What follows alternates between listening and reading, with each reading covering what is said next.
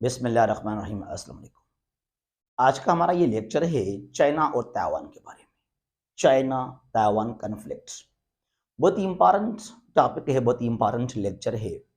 Current affairs के हवाले से, आईआर के हवाले से हम जानेंगे आज कि आखिर क्या है इन दोनों के दरमियान में। क्या एक ही चाइना है, दो चाइना नहीं है?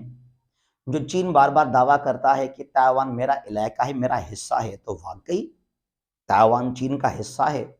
मुकम्मल तरह से हम जानेंगे आज के इस लेक्चर के अंदर।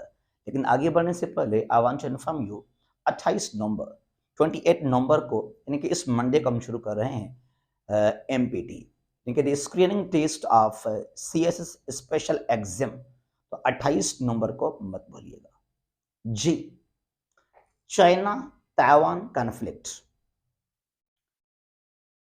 दोनों का ऑफिशियल नाम चाइना है। चाइना और ताइवान ईस्ट एशिया, इसको फार ईस्ट भी हम कहते हैं, वहां लोकेटेड है।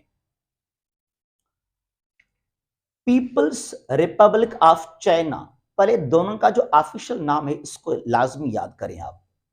पीआरसी ये ऑफिशियल नाम है चीन का, people's republic of China, PRC. हम कहते हैं इस्लामिक रिपब्लिक ऑफ पाकिस्तान, जो कि पाकिस्तान का ऑफिशियल नाम है ये। तो सिमिलरली चीन का है ऑफिशियल नाम ये पीपल्स रिपब्लिक ऑफ चाइना। फिर ये है ताइवान का ऑफिशियल नाम रिपब्लिक ऑफ चाइना। किसका ऑफिशियल नाम है ये ताइवान का ऑफिशियल नाम है ROC, Republic of China, ROC मतलब कि ताइवान। अब दो चाइना है यहां पर है, ये भी चाइना है, ये भी चाइना है।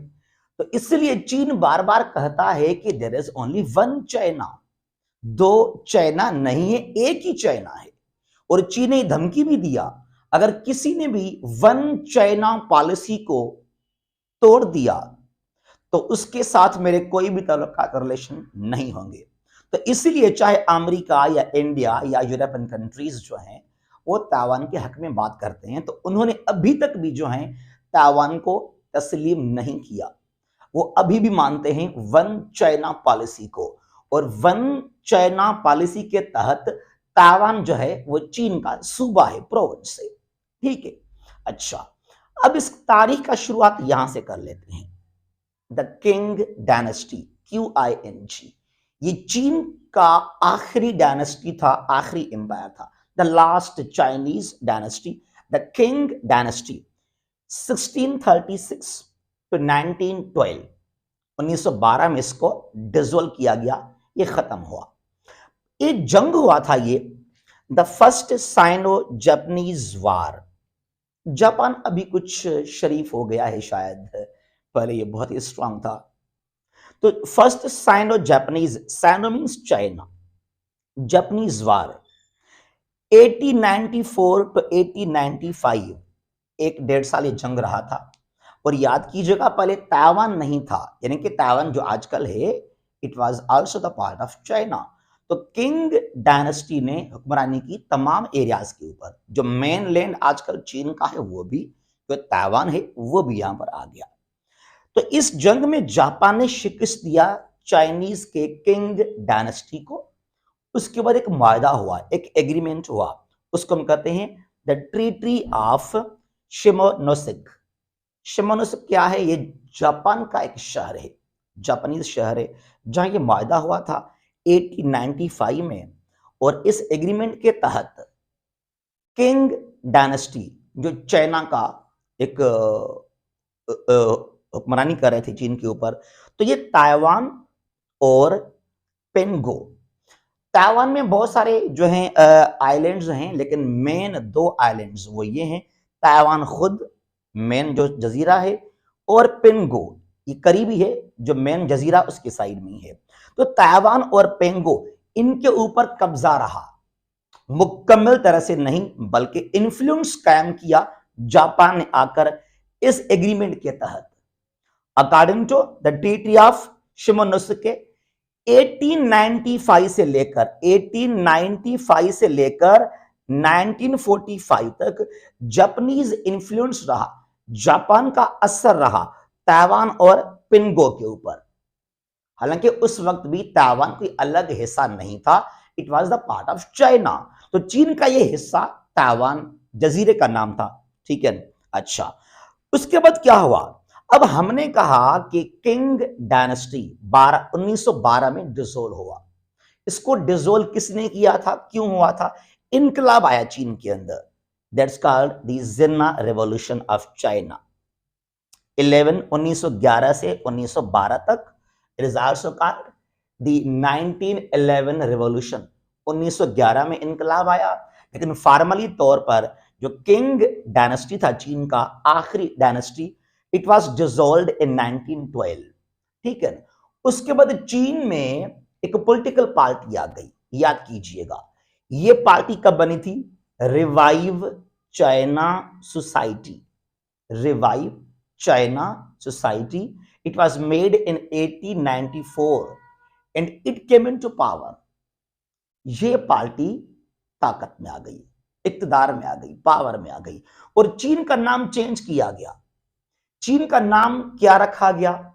ये रिपब्लिक ऑफ चाइना। ये चीन का ऑफिशियल नाम हुआ रिपब्लिक ऑफ चाइना। मुकम्मल तरह जो चीन है, चाहे वो ताइवान, सारे मिलकर इसका न्यू नाम था रिपब्लिक ऑफ चाइना। और याद कीजिएगा, जो रिपब्लिक ऑफ चाइना है यानी कि ROC, ये आजकल ऑफिशियल नाम है ताइवान का। यहां पर ये क्या है? ये ताइवान। तो आजकल जो ताइवान का ऑफिशियल नाम है ना, ये मुकम्मल तरह पहले चीन का नाम था ओवरऑल। 1912 में रिपब्लिक ऑफ चाइना, जिस तरह अफगानिस्तान में अभी एक साल पहले अगस्त 2021 में तालिबान पावर में आए, तो उन्होंने नाम चेंज किया अफगानिस्तान का, इस्लामिक एमिरेट नाम रखा गया।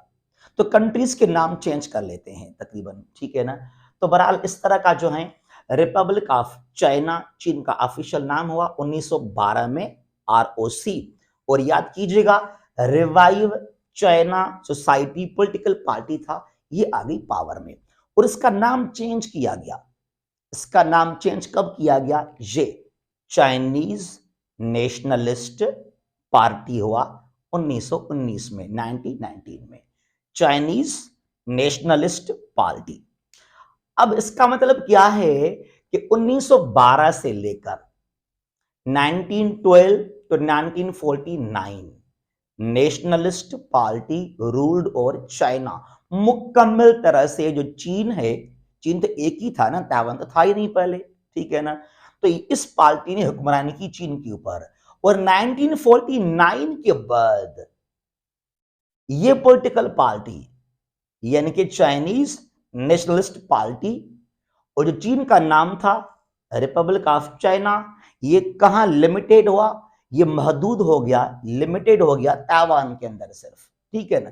बहरहाल 1912 से लेकर 12 to 49 on whole China nationalist party ruled. अब यहां पर क्या हुआ? एक कुछ फौज, कुछ बगावत शुरू हो गया चीन के अंदर। कब शुरू हुआ? 1916 से लेकर 1928 तक, 27-28 तक ऑलमोस्ट, और उसको नाम दिया गया द वार लॉर्ड एरा। अगर आप कहीं पर पढ़ेंगे the warlord era means Chinese political disturbance turmoil from 1916 to 1927 और 28, कोई 10-12 साल वहां पर यह हुआ था। अब इस मैदान में इस कश्मकश को देखकर, जब सियासी वहां पर सोल्जर, आर्मी, कुछ और लोग वहां पर थे, और अभी भी जो है जापान का असर मौजूद है ताइवान और पिंगवा, जो कि चीन का इलाका थे बिल्कुल ये, ठीक है ना। अच्छा, फिर यहां पर क्या हुआ? 1921 में इन 1921 चाइनीज कम्युनिस्ट पॉलिटिकल पार्टी बनी, कम्युनिस्ट पार्टी ऑफ चाइना या चाइनीज कम्युनिस्ट पार्टी, इसको CCP लिखते हैं, चाइनीज कम्युनिस्ट पार्टी या communist party of China. It was made in 1921।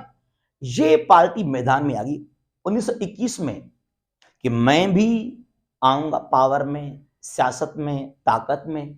फिर ये और भी मसला हो गया जो है एक कॉम्प्लिकेटेड चीन के अंदर, सिविल वार।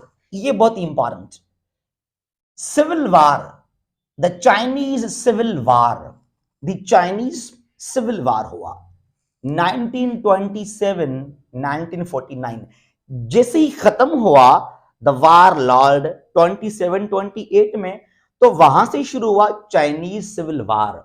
अब इस वार में दो पॉलिटिकल पार्टीज आ गए, एक रूलिंग पार्टी जो चीन के ऊपर हुक्मरानी कर रहे थे ना, वही यानी कि चाइनीज नेशनलिस्ट पार्टी, और दूसरे चाइनीज कम्युनिस्ट पार्टी।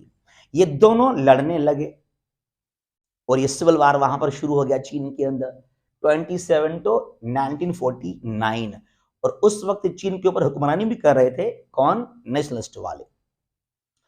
अब याद कीजिएगा, अब यहां पर क्या हुआ, कुछ किताबों के अंदर ना सिविल वार को दो पार्ट्स में डिवाइड कर लेते हैं। फर्स्ट सिविल वार कहते हैं, फिर सेकंड कहते हैं। 27 से लेकर 45 तक अगर हम ये कह दें first civil war of China, फिर भी सही है। फिर 45 से लेकर वर्ल्ड वार 2 के बाद 45 से लेकर 49 तक 4-5 साल के लिए सेकंड फेज था सिविल वार का, या उसको आप सेकंड सिविल वार भी ऑफ चाइना कर सकते हैं। ठीक हो गया। अच्छा, सेकंड साइनो जापानीज वार। अब जो पहला था जापान और चीन का जो जंग शुरू हुआ था, जहां जापान ने कब्जा किया था अपना ताइवान और पेनगाई के ऊपर 1894 तो 1895, फिर एग्रीमेंट हुआ था शिमोनोसेकी की वजह से। फिर ये दूसरा जंग शुरू हो गया, सेकंड साइनो जापानीज वार 1937 में, जब जापान ने हमला किया मानचुरा के ऊपर। मानचुरा क्या है? चीन का वो इलाका है, यानी कि the north eastern part of China. कौन सा पार्ट चीन का? North eastern part of China, जहां पर नॉर्थ कोरिया लगता है चीन के साथ, वहां पर। तो उसके ऊपर कब्जा किया, हमला किया वहां पर जापान ने। और 37 से लेकर 45 वर्ल्ड वार 2 के आखिर तक जापान का वहां पर इन्फ्लुएंस रहा मानचुरा, नॉर्थ ईस्टर्न चाइना के ऊपर भी, और जो चीन का आइलैंड है, इलाका है ताइवान भी, उसके ऊपर भी। अब 45 में जब जापान को शिकस्त मिल गया, तो इसने मुकम्मल तरह से छोड़ दिया चाइना को। Japan completely left China in 1945 after it's defeated in the second world war. चाहे वो मानचुरा था चीन का जो है नॉर्थ ईस्टर्न पार्ट, चाहे जो 1895 से लेकर ताइवान और पेंगो इसके कब्जे में थे, सब कुछ खाली कर दिया जापान ने। लेकिन याद कीजिएगा, जब ये सिविल वार था, जो इसका पहला फेज था सिविल वार का, उस जंग के अंदर चाहे जापान, चाहे यूरोपियन कंट्रीज, चाहे America, they all supported the ruling Chinese nationalist party. ठीक है, क्योंकि अमेरिका और यूरोप वो तो खिलाफ थे ना कम्युनिस्ट के। अब सोवियत यूनियन में कम्युनिज्म था, तो सोवियत ने काफी सपोर्ट किया था कम्युनिस्ट पार्टी को चीन के अंदर। फिर यहां पर क्या हुआ, चाइनीज रिवॉल्यूशन आ गया, चाइना का इनकलाब आ गया, also called the Chinese revolution of 1949 और चाइनीज कम्युनिस्ट रिवॉल्यूशन ऑफ 1949। ये 1 अक्टूबर का दिन है, और आजकल जो चाइना वाले हैं वो मनाते हैं अपना 1 October as their national day, independence day. ठीक है ना, 1 अक्टूबर 1949 चीन में आ गया इनकलाब, रेवोल्यूशन आ गया। एक्चुअली माओ जेडुंग, बड़ा नाम है कॉमरेड माओ जेडुंग, और इसका बेहतरीन फ्रेंड, अलाय, सपोर्टर चिन एन लाई। चीन को स्ट्रांग किया चिन एन लाई ने। माओ एक बड़ा कॉमरेड था, एक फाइटर था। बहरहाल ये जो रिवॉल्यूशन आया 49 में, अब यहां पर क्या हुआ, यहां पर यह हुआ कि कम्युनिस्ट पार्टी ऑफ चाइना, जो कम्युनिस्ट पार्टी थी, इट डिफीटेड, इसने शिकस्त दिया। किसको शिकस्त दिया? इसको, नेशनलिस्ट पार्टी को इसने शिकस्त दिया। अब चाइना एक है, इस बात को आप जरा समझें। ताइवान को थोड़ा अभी आप माइनस कर लें, ताइवान चीन का हिस्सा। अब हमने क्या पढ़ा कि 1912 से लेकर जब डिसोल्व हुआ, डिमोलिश हुआ किंग डायनेस्टी, 1912 से लेकर 49 तक रिपब्लिक ऑफ चीन, चीन का ऑफिशियल नाम था अंडर कौन सा पार्टी? Under nationalist party. अब इनको शिकस्त कैसे मिल गया? लिसन, जब कम्युनिस्ट पार्टी पावर में आ गए ना, इसने क्या कहा कि भाई चीन के ऊपर हमारा हक है, हम हुक्मरानी करें पूरे चीन के ऊपर। अब ताइवान तो पहले था ही नहीं ना, एक ही था चाइना, वो चाइना था बस, mainland China, Taiwan, the whole part was called China. अब कम्युनिस्ट पार्टी ने चीन का नाम चेंज करके रखा, चीन का नाम तब्दील कर दिया इन्होंने। क्या रखा? ये नाम रखा PRC, people's republic of China. ये 1949 की बात है। ये कम्युनिस्ट पार्टी जब पावर में आई तो चाइना का ऑफिशियल नाम चेंज हुआ। अब चीन का नाम हो गया पीपल्स रिपब्लिक पार्टी। और बहुत गुस्सा आ गया। किसको गुस्सा आया? गुस्सा आ गया इसको, नेशनलिस्ट पार्टी को। और ये जो मेन पार्ट था चीन का, वहां से भाग गए पॉलिटिकल पार्टी वाले। ये कहां भाग गए? ये भाग गए ताइवान के अंदर, ठीक है ना। और आरओसी लिमिटेड कहां हुआ? ताइवान के अंदर। अब कंट्री एक है, चाइना ही है।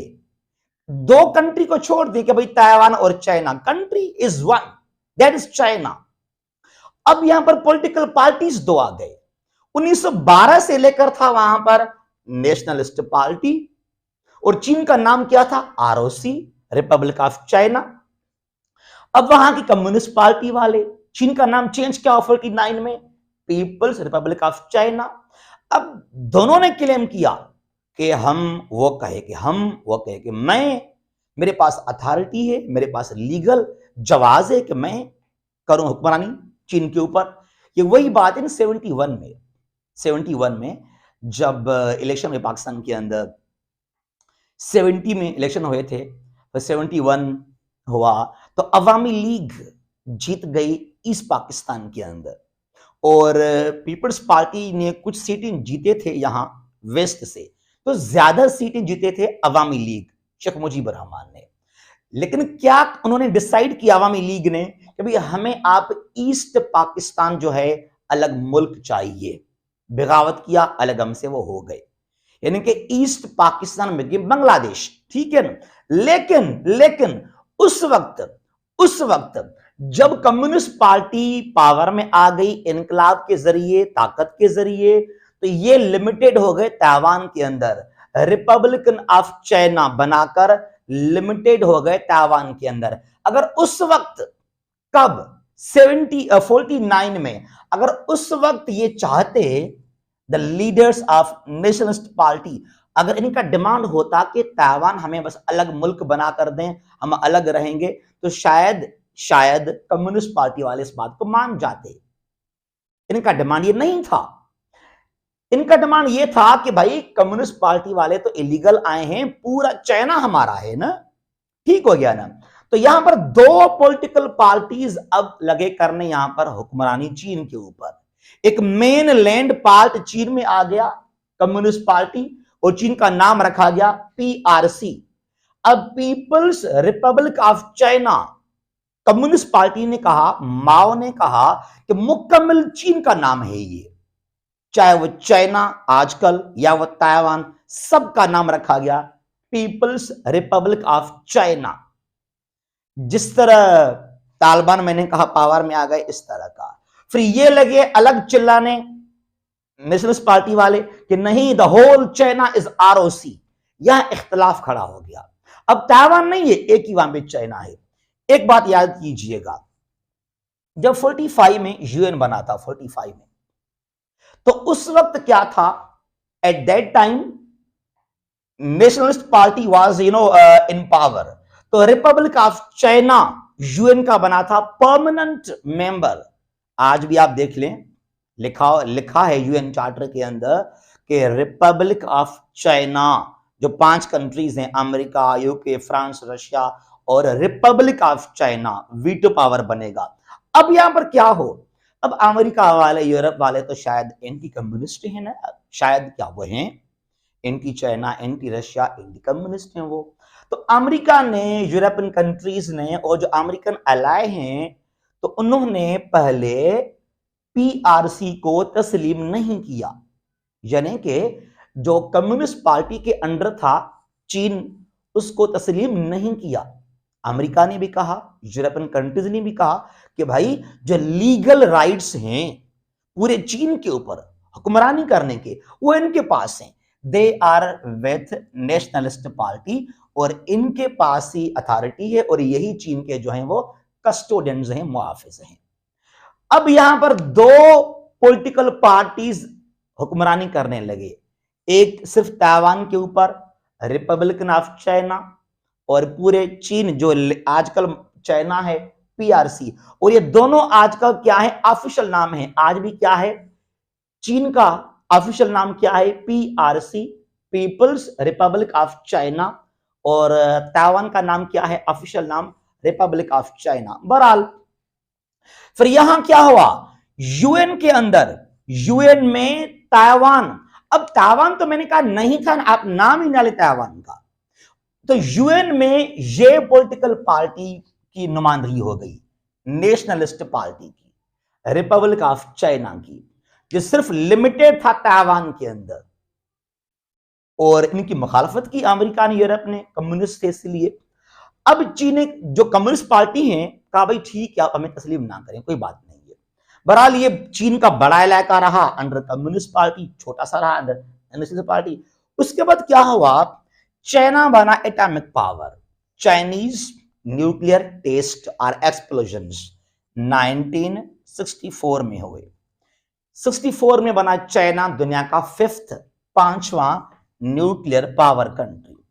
जब धमाके किए चीन ने, द वर्ल्ड वाज शॉक्ड। ये क्या हुआ, अमेरिका, वेस्टर्न दुनिया सब हैरान हो गए, ये क्या हो गया।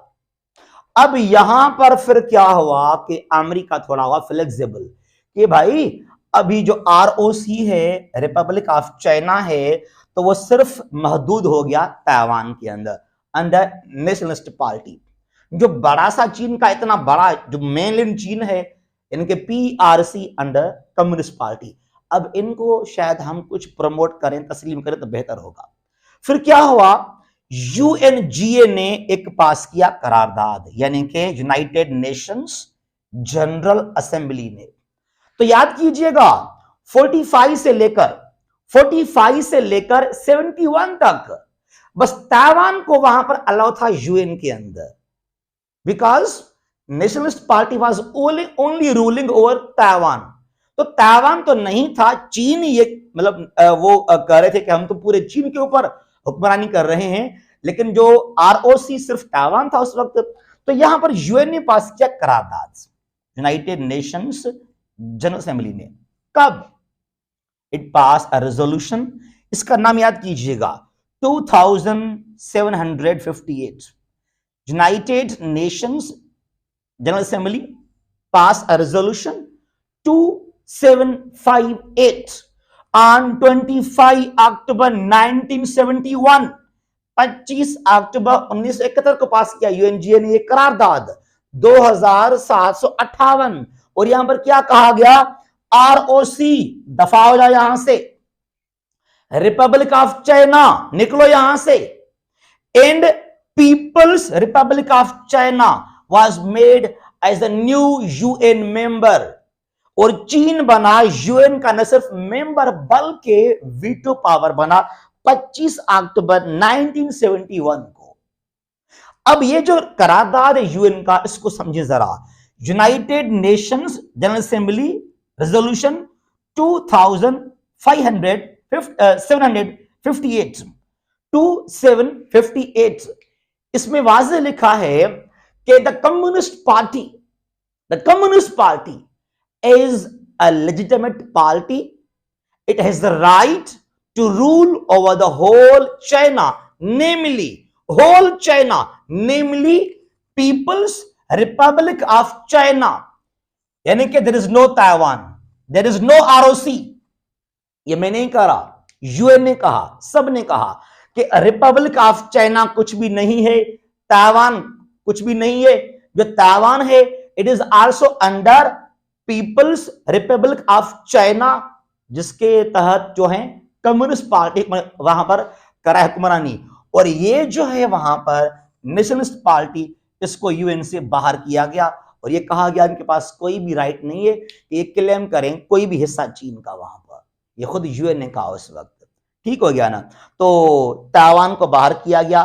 ताइवान तो हम कहते हैं चीन का सूबा है, अलग मुल्क थोड़ी है। अब आजकल क्या हो रहा है, वो ताइवान करके नहीं, अब ताइवान जो वहां पर आरओसी, इसका ऑफिशियल नाम है रिपब्लिक ऑफ चाइना, और वहां पर अभी भी ताइवान में अभी भी जो है यही पॉलिटिकल पार्टी है, नेशनलिस्ट पार्टी, यही है ताइवान के अंदर।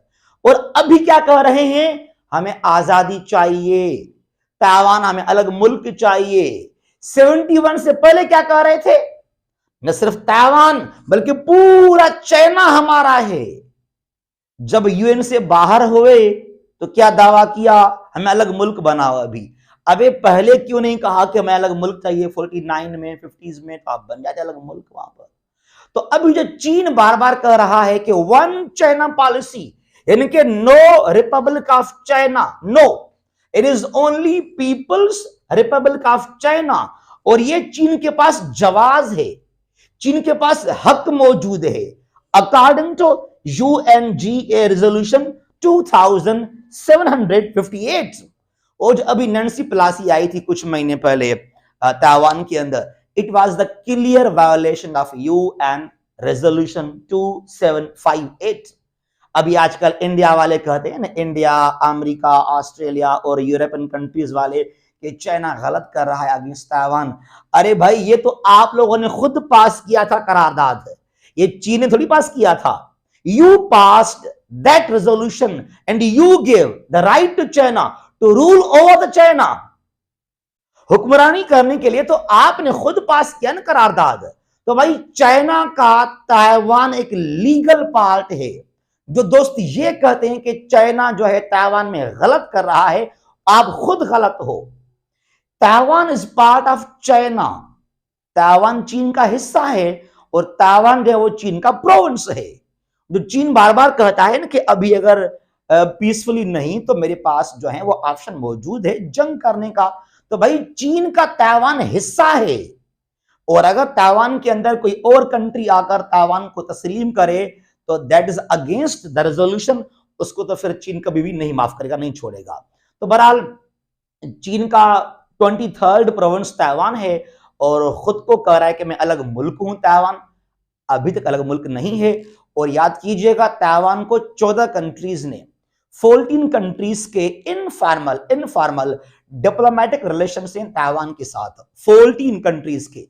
और सॉवरेन कंट्री बनने के लिए, यूएन का मेंबर बनने के लिए आपको 1/2 वोट चाहिए, यानी कि out of 193, 129 in UNGA and in Security Council, out of 15, 9 vote, including 5 veto powers।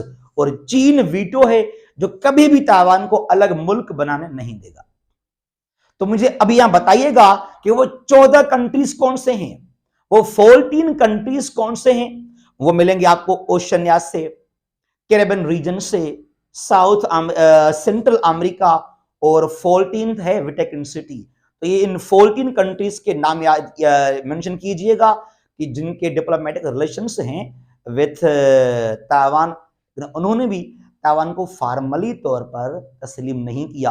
और नई इंडिया, नई ऑस्ट्रेलिया, नई साउथ कोरिया और जापान, नई अमेरिका, नई यूरोप, जो एंटी चाइना है ना, एंटी चाइना है, Japan, south Korea, India, Australia, quad, AUKUS के मेंबर्स, यूरोप और अमेरिका, उन्होंने भी तस्लीम नहीं किया ताइवान को। और वो भी फॉलो कर रहे हैं वन चाइना पॉलिसी को। चीन ने बार बार कहा वन चाइना पॉलिसी। तस्लीम है आपको तो वेलकम, वरना दफा हो जाए यहां से।